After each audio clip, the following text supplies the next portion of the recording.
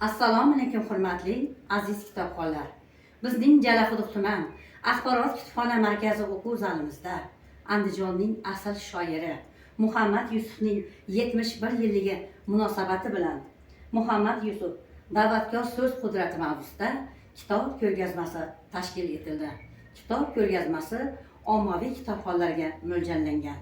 Ko'rgazmamizda Muhammad Yusufning Halima enam allalari, Lola qizg'aldog'im, elimda aliyorim qoldi, quyoshga qarab oqqan suv, Muhammad Yusufning saylanmasi, barcha she'riy adabiyotlari o'rin olgan.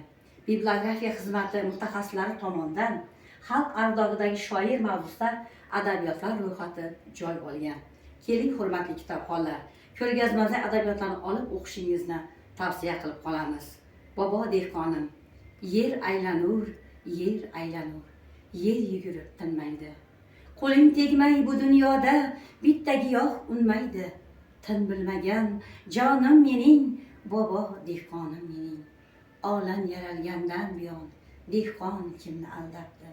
Dehqon qo'lin qavartirgan ketmon kimni aldabdi? O'zbegimning peshvolari o'zini aldabdi. Oh loli hayronim mening, bobo dehqonim mening. Sen hamisha har tomonsan, sen haqiqat tomonsan.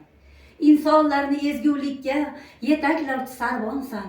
O'zing tabib, o'zing bemor, o'zing malham davosan.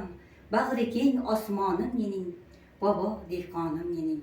E'tiboringlar uchun rahmat.